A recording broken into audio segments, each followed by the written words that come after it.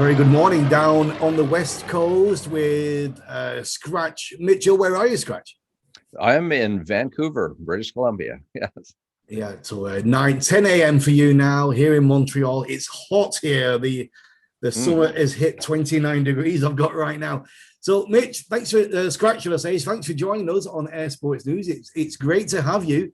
Reading through your bio, some amazing stuff, leading the Snowbirds from the Royal Canadian Air Force for quite a while. When was that, Mitch? That was just over 10 years ago. And yeah, that actually was almost my farewell tour. It was my last flying tour in the RCAF before I went off and did some post-grad and then lost my mind and decided to get into film and television. And that's what you're doing at the moment down in British Columbia, right? What are you doing down there? What's going on for you? Well, that's right. I've been effectively full-time in film and television now for just over 8 years. Yeah. And I left the Air Force with some ideas for some TV shows and film ideas, and some of those have come into fruition. And now I'm working full-time as a filmmaker and a specialist in aviation in film as well. You had a series with Disney Air Show. Tell me about that. It was actually Discovery Canada that it was on the Air Show series. And so that's what they always say in film and television is go with what you know best. And certainly what I dug around in my back pocket and what came out with a lint was aviation. And I absolutely loved the air show industry when I was a pilot. I was the CF-18 air show pilot, and then twice with the Snowbirds, once as a wingman for a few years, and then back as the team lead and commanding officer. Just loved it. I got exposed to a number of productions and television shows that came to visit the team, and I not only enjoyed being in front of the camera, but I was really fascinated with everything that went on behind the camera and sort of the production process. And so that started getting the creative juices flowing, and that's what spurred the idea of developing a series about the airshow industry and a number of the characters in it. Incredible stuff. Well, can we go back? Scratch. Mm-hmm. Let's go back all the way to the beginning and how it all started for you. Where were you growing up? And as a little boy, what was your first experience or first exposure into air sports? Well, I guess I come by it a little bit honestly in the sense that my grandfather was a Spitfire pilot in the RCAF, and then my father was a jet pilot in the Cold War for many years. So as a boy, I used to hear the stories from my grandfather, and even though he didn't talk a lot about it, every once in a while he would throw out a nugget and a gem about flying the Spitfire in France and North Africa, and I was fascinated by that. And then watching my dad fly in as a young boy, it was in me, and I knew from an early age I needed to fly airplanes. That's for sure. So I kind of grew up with it in my eyes and ears. Where were you then? I was all over, being a base brat, an Air Force brat. So we were everywhere from the east coast of Canada and Chatham, New Brunswick, when Dad was on Voodoos out there, to Moose Jaw, where he was an instructor. We lived in North Bay when he was flying in T-33s. Actually, a T-33 I fly in the airshow industry is one that he likely flew back at that time in the early 80s. And then a number of different places, Winnipeg. And we finally ended up, when he was on a ground and staff job at one of our military colleges, or when it was a military college, Royal Roads in Victoria, for high school and university. And that's where I consider I landed my life, and I call it home. So I'm a West Coast boy, and that's sort of effectively where I stayed thereafter till I joined. So when did you first get off the ground? What was your first experience? Well, I wanted to explore a few things, just to know for sure that I wanted to become an Air Force pilot. And I went to first year university at the University of Victoria. And I think it was about 4 months into that, I said, no, I need to be a pilot. I want to be a fighter pilot. It was right just after Top Gun came out. And of course, they had of guilty, right? The Top Gun effect, like many young pilots of the day. Yeah. And so I proceeded with some extra years of university while I was waiting to get in. I got in early and finished my schooling in the military. Yeah. What were you doing at uni? I was doing a general ology degree. I anthropology, sociology, psychology. I was doing the whole gamut. I took a bunch of science courses because Yeah. I had a recruiter tell me you have to be an aerospace engineer. And I was working so hard to get to become an engineer, and I was like, it's kicking my butt. But I was A plus in all my ology courses, and my brain just works up better that way. So I switched. Yeah.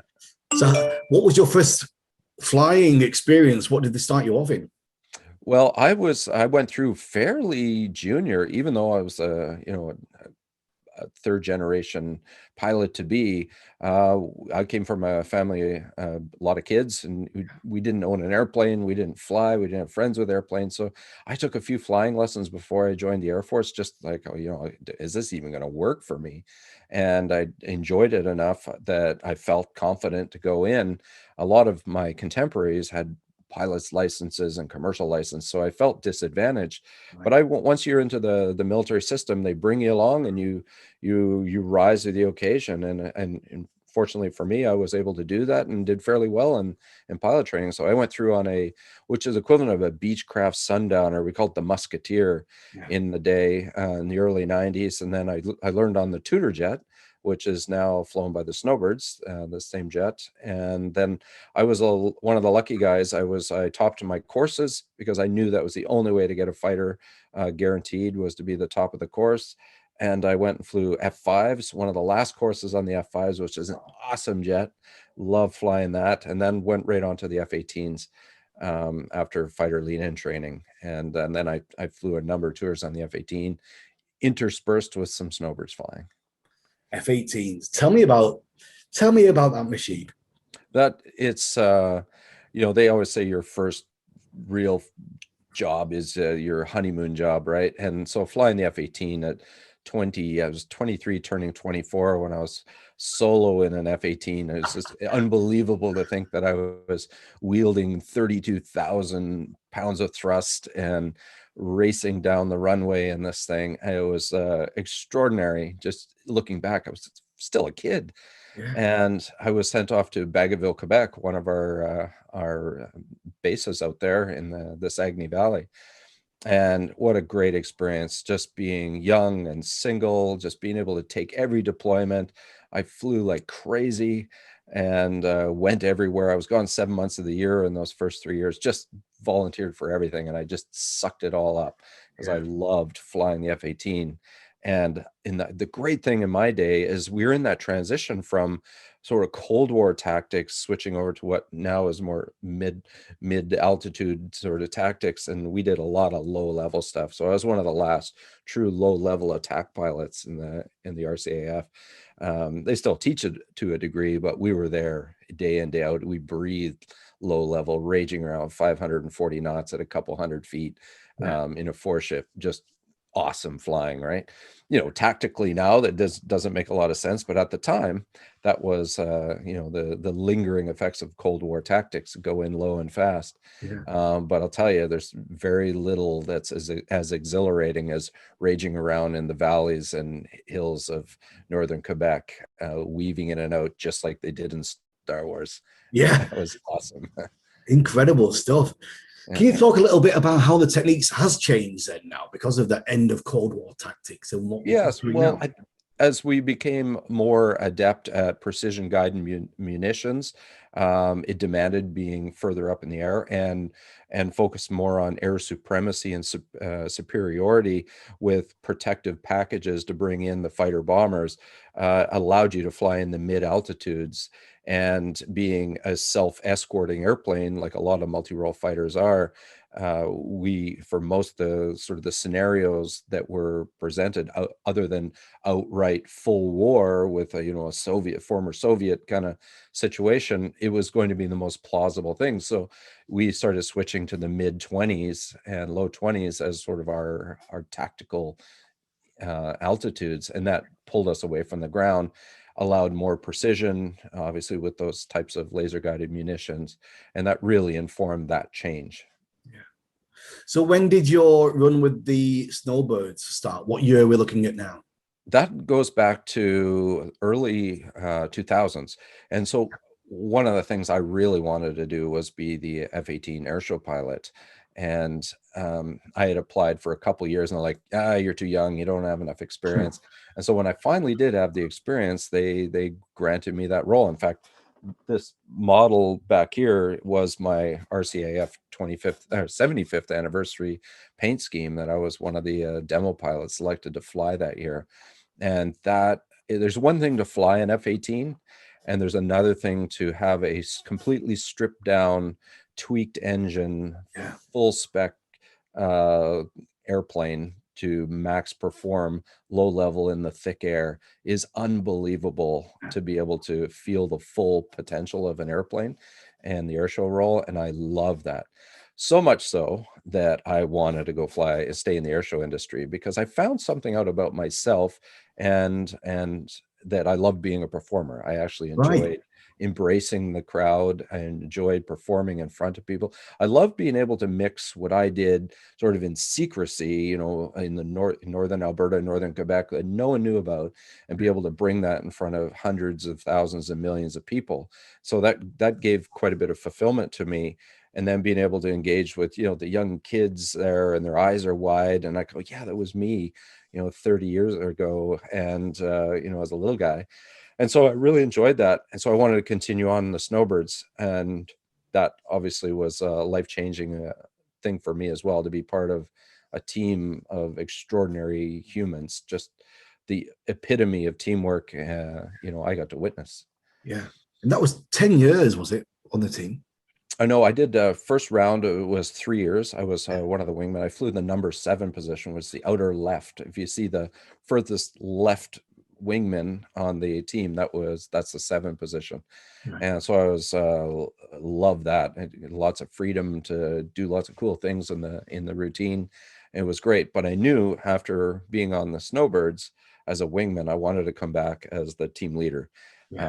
Because I love being a snowbird pilot, and the only way to come back to be a snowbird pilot again was you had to be elite. So I was like, well, I'm going to work towards that. So I went back for another tour on the F-18, and then they have to make you commanding officer. So I had to do some courses. Then I had to go on a ground job, which it wasn't that bad actually. I was one of these lucky guys in a 20-year career. I actually had 5 full flying tours, which is unheard of. Wow. And so it was extraordinary. And I managed to, a couple little ground tours in there to get some exposure to being a lead or being a CO. So tell me about becoming the lead, and how was that at the beginning? That is, it was an interesting, looking back, I went to be the lead of the Snowbirds at 37 years old, which again, I look back and wow, that was, pretty young, but I really felt ready. Yeah. I felt that I had certainly the flying experience to do it, and having been an operations officer on a fighter squadron, and then been exposed to some command staff positions, understanding the sort of the politics within the military, if you will. I felt ready to go. And because I've always felt a deep connection with the airplane, I really felt like I wore the Tudor jet. I did training on it and got my wings on it. And then my first tour at the Snowbirds, I just really always felt very hyper connected with the airplane, and it spoke to me very well. And so leading the team, I felt very comfortable in the aircraft. And then what surprised me was how fulfilling it was to actually be to ride the line of being a leader of the team and the commanding officer and the boss, if you will. And that was the nickname is the boss. Yeah. But also you're part of the team as well. So it's an interesting dynamic to be both a wingman and the lead. And unlike a lot of other things, squadrons I've been on, where often the commanding officer of a fighter squadron might not be your tactical lead going across the line. It might be your senior captain or your major that are most tactically up to speed. And then the CO might not be that person. Sometimes it's the case, but in the Snowbirds, you have to be upfront and the point guy every single time. Yeah. And I found that very interesting and challenging and motivating. But then there's times you have to be a teammate as well. And you have to put that commanding officer hat down. And so that was a really interesting and rewarding, a fulfilling personal thing to be part of that. Yeah, you must have so many amazing memories from that time with the team. Mm. When you think back on it, is there one particular day or an instance or a show which springs to mind as being very special to you?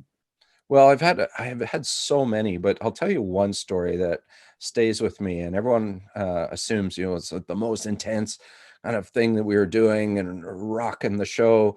Actually, one of the greatest memories was just out here at Abbotsford in 2008. We had just finished a show in Penticton in the interior of British Columbia, and we were doing, and that was a midweek show. It was a Tuesday night show, Yeah. and we were going to quickly pack up the jets and fly to Abbotsford to get ready for the big Abbotsford weekend.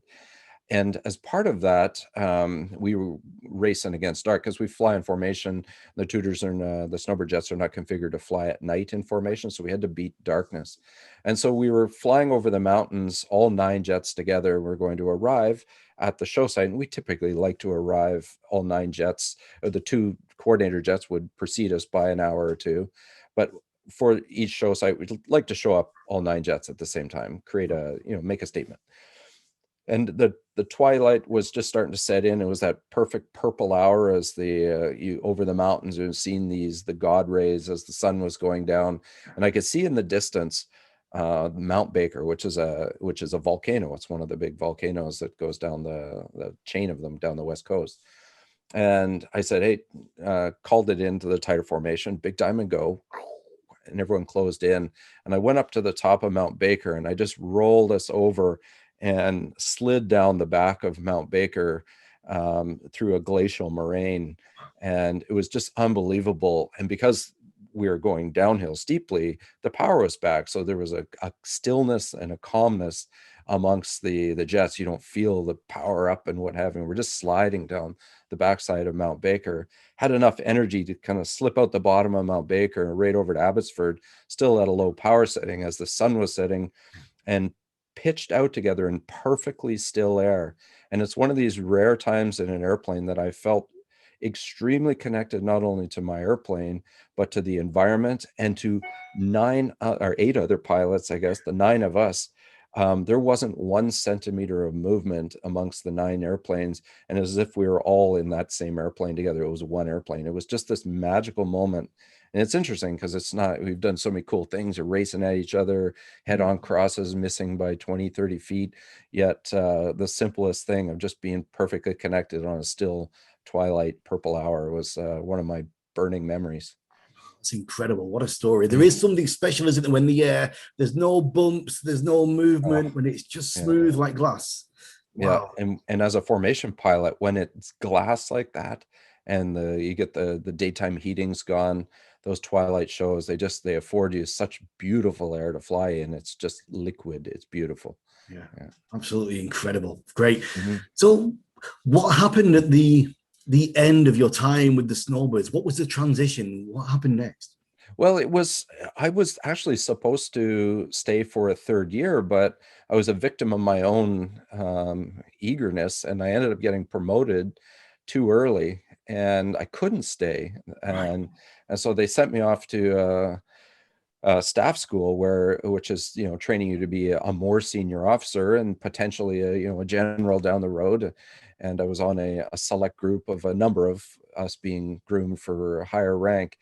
But the timing of things worked out such that I was actually could only time out to go to the Australian staff college, and so that worked out really well for me to go for a year post grad in Australia, where I became a fanatical surfer and Nice. and had a great time there. And so that was at the same time exciting to see some of the future of unfolding for me. It was also a bit sad because I knew I was probably never going to fly airplanes operationally or in any great way again. If I had come back as a wing commander, I would fly a modicum of flying hours per year, but there's so many administrative duties that it's not like being on the squadron. So I sort of was a bittersweet ending in that regard. Right. Yeah. Yeah. And what did you transition to then? What was Well, your and that's actually while I was doing my staff training to be a senior officer, I was just rolling into my 20th year, and through a number of variables, including the fact that on a more dour note, there was a fatal accident on my watch. directly involved with, the team, and we lost one of our wingmen early on in my tour. And it taught me the life lesson that, talk is cheap and life is short. Yeah. And we used to go around schools to schools and tell everybody about, pursue your dreams and find your purpose and everything. And I will say also, as a child, I was fascinated with film, fascinated with filmmaking. I tried to use my dad's video camera at the time, making movies, but I ended up breaking it, and always fascinated in that thing. And I've always wanted to be a filmmaker and talent in film. And I was sitting on a surfboard in Coolangatta, Australia, and it just struck me. I said, well, put your money where your mouth is. And I decided at 40 years old, I had just turned 40. I said, I'm going to get out and pursue a career in film and television. And I lost my mind and did it. So what did you do? Did you go to acting school or film school? Where did you go? I actually was I was part of a theater group in Cold Lake at one point, and on my ground jobs, I was taking acting classes and a number of different things just to sort of spark those creative juices and writing ideas, and working with somebody who had who had done a documentary on the Snowbirds when I was part of it the first time. And after I left, I continued that. I actually transitioned out and sort of hedged my way out. I went to an airline for 2 years until I sold the TV series. And so partnering with a proper producer at the time, who, helped develop to another level, we ended up selling that to Discovery Channel, and the rest was history there. And it was a great 2-3 year process of doing that. And I basically, without film school, I just learned trial by fire. So I just opened my mouth wide, put the fire hose in, and said, go, and learned on the way. And in those 3 years, I learned to produce, I learned to direct, I was one of the characters in this documentary series. Yeah. So I wore a lot of hats, and it was a busy few years for sure. So what years are we at now? Is this the end of are we in the 2000s now, or are we? Oh, definitely. That actually was, I retired in 2010, Right. and then just over 10 years ago, the series was filmed. It was developed in 2012 and shot in 2013, 2014, aired in 2015. All right, so it's almost 6 years ago, quite recent history, really. Yeah. And then I stayed on with Discovery Channel. I did some directing on another series for Discovery Channel. And then in parallel, this is also one of the other things, that as I was leaving the Air Force, or thinking about leaving the Air Force, I got a call from a team from the United States, 4 jets, and they said, we're thinking of going to 6. We're the Patriots jet team, and I had met them. I invited them to our spring training on the Snowbirds to come look at a jet team. And they said, we're thinking of growing. Would you be interested in being part of the team? I'm like, let me think for a second. Yes. And that's, the team you see right over here, the Patriots jet, the L-39, and my helmet from the team there. And what an amazing opportunity. So that was part of the story base for the TV series, but I was also still now an active airshow pilot in the civilian world. And in parallel to that, looking on this side of me, the gold helmet and that gold F-86 Sabre I was flying for Vintage Wings of Canada, not far from you, Yes. in Gatineau. And so I felt like I was a kid in a candy store. I was flying all these cool jets and being part of a jet team again. And I had this TV series going, was just unbelievable. What a great story. So many things happening all at once. Yes. So what's happening now for you then, Scratch? What you're working on at the moment that you can tell us about, of course. Yes. And so through the team and through my exposure with the US market, I started doing some film work, and I started doing aerial coordination. And so a TV show or a film would hire somebody to effectively be the stunt coordinator for the aviation shots. And they needed, guidance on the type of airplane and where we can do it safely, and that led to a bit more of the directing of that, because as I found out, a lot of directors were reluctant to get in helicopters and do the filming, and we were breaking down scripts. I would say, well, maybe think about this, and they said, well, it sounds like you have some really interesting ideas. I like yours. Can you just go get those shots for me? I'm like, sure. So that started getting me in the the directing side of it. And then I was flying a Lear 25 that was retrofitted with a bunch of camera pods. Wolf Air, a really cool organization out of Van Nuys, California. And we made a lot of airline commercials. And so I was doing that film flying on the side there in the commercial space, and then some of the Hollywood type stuff with that. And I just started saying, you know, I want to do more of this. So I developed in parallel this film pilot career, but now I've been developing more of my own intellectual property or content, my own content again, Yeah.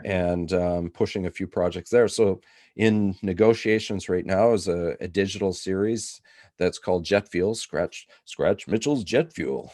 You have to say it like that. It's a 10 to 12 minute series, and kind of follows me around flying air shows and behind the scenes making movies. And one of my other little fascinating pastimes is I like climbing mountains and going in the wilderness, finding abandoned World War II and 50s era airplanes and telling their stories, because a lot of those airplanes of antiquity were left there. There's stories to be never told again. So I've been scouring the countryside finding those. And so the series features a number of those things, and I'm hoping to see that out on some channels here shortly. Fantastic. It's great stuff. And are you actually in production right now, or is it about to start? Yes, actually we shot 8 episodes of it. I've produced 2 already, and then we're negotiating right now to where it's going to go and the finishing funds to get that out, so that all us aviation enthusiasts can enjoy it, right? Because it's fantastic. That's I just want to share the magic. That's a big part of why I became an airshow pilot, was to share my love and magic of aviation. And same with the film and television side of it. I really do enjoy that. Yeah. And found a different vehicle to do that in. Well, it's with the air shows and in a live stage, but also on the big and small screen. I really like doing that as well. Brilliant. Well, it's all moving forward for you. It's good times. Well, before we go, I must ask, our mutual friend Greg did say I had to ask you, where did your name come from? I'll never tell. I will say, however, that in 1995, I think the cost of a canopy of an F-18 was about $250,000.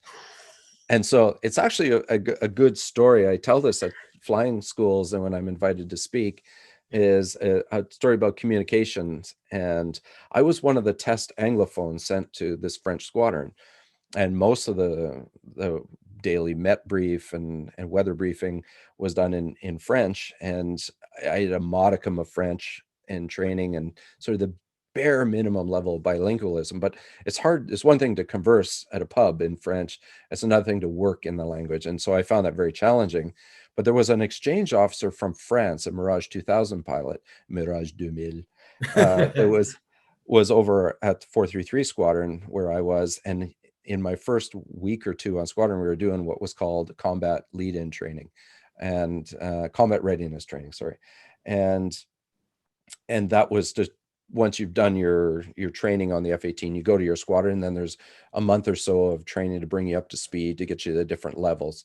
And he was speaking to me in French, and he asked me in French, have I ever done air-to-air refueling in French? Avez-vous déjà fait de ravitaillement aérien? I'm like, have you ever done? Oui. And so I had once on a Hercules, and that's where the conversation ended. So blasting down the runway, we go off and do the mission. I see this big airplane in the sky. I go, that doesn't look like a Hercules, but it's a 707. It's got a hose hanging out the back of it. I go, what are the chances it's different? Well, there's a huge chance it's a different technique to tank on that airplane. And I missed horribly and scratched the canopy head to toe. Wow. And carried on with the mission, landed, and I remember the canopy raised. I remember seeing the rub mark on the top of it. And as I got out, I spoke in my broken French to the French technicians on the ground, the crew chiefs. I said, I think you should be able to buff it out. And they came back into the hangar after, and their eyes were wide. And they're like, sir, you just about lost your head, because that canopy was just about banana peeled. And I'd scratched it so badly. It didn't take long before the next call sign review board was called, and I was forever then the Scratch Man or Scratch. The Scratch Man. I love it. It's a great story, and it's a good one to end on as well, Scratch. Yeah. Listen, thank you for your time. It's been a fascinating chat and a great journey you took us through. I want to really thank you very much. No, it's my pleasure. I really enjoy doing this and sharing again my love of aviation. Yeah. Scratch, we'll catch up again. But for now, thanks for joining us on Air Sports News. All right. Cheers.